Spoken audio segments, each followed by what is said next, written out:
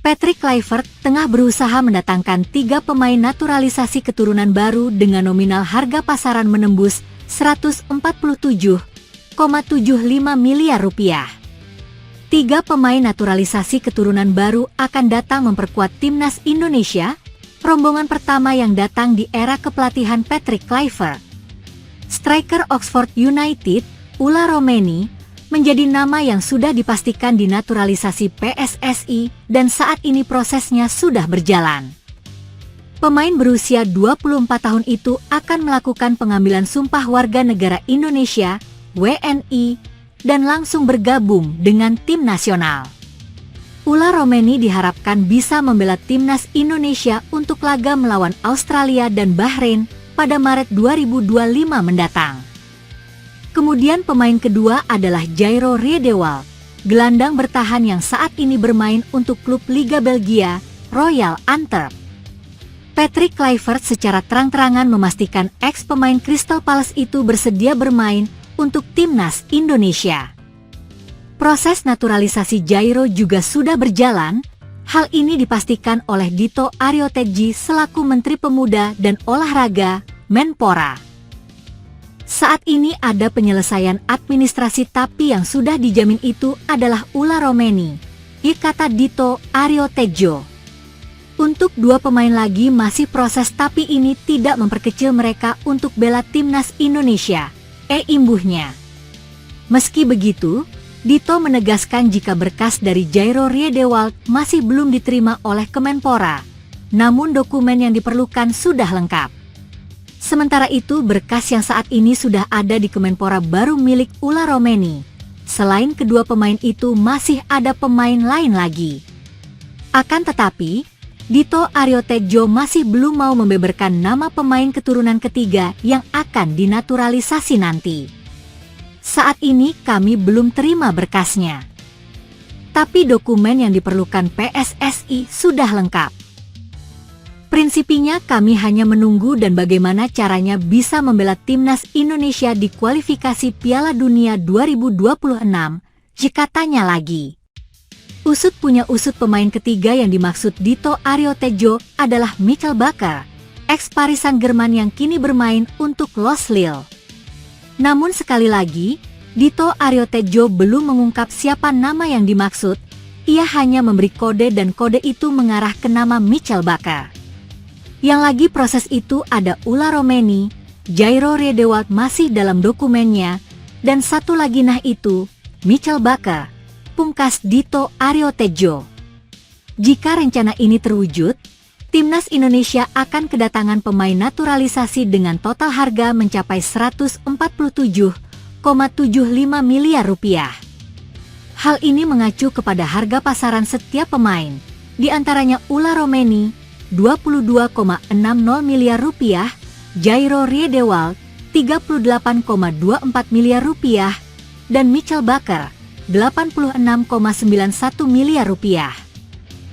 Sementara itu pada November 2024 lalu, harga pasaran timnas Indonesia sudah mencapai angka 507,08 miliar rupiah dan menjadi ke-7 termahal di Asia.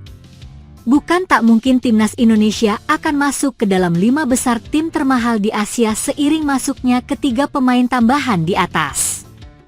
Di tengah euforia pengumuman Patrick Kluivert sebagai pelatih baru timnas Indonesia, Shin Tae-yong memastikan dirinya akan tetap melatih talenta-talenta muda sepak bola Indonesia.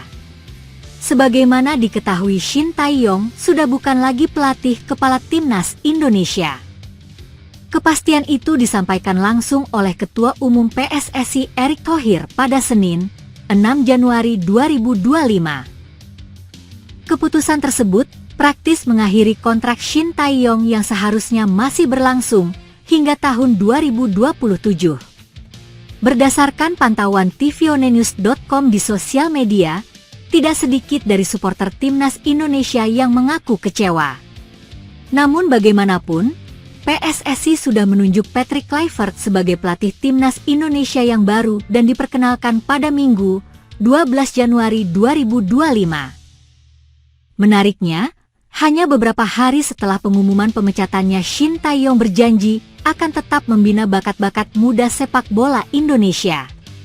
Sebagai tanggapan atas berbagai pertanyaan yang berkembang di tangan masyarakat, kami ingin memberikan penjelasan yang tegas dan transparan, kata Shin Tae-yong dalam keterangan resmi Instagram Shin Tae-yong_academy, dikutip Minggu, 12 Januari 2025.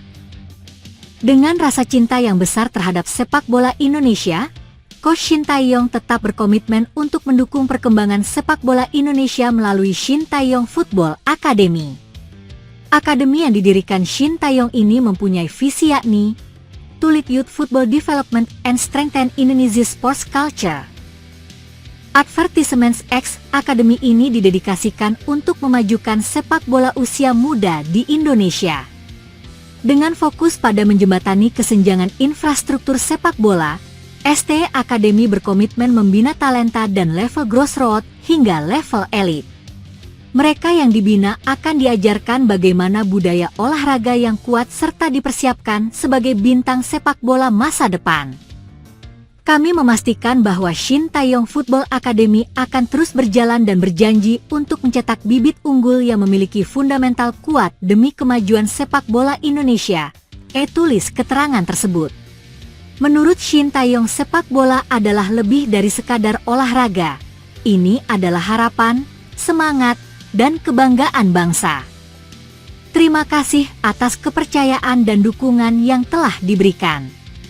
Mari kita bangun masa depan sepak bola Indonesia bersama. Salam olahraga, tutup Shin Tae-yong. Selama menukangi timnas Indonesia, Shin Tae-yong telah menyumbangkan sederet prestasi membanggakan. Berikut ini.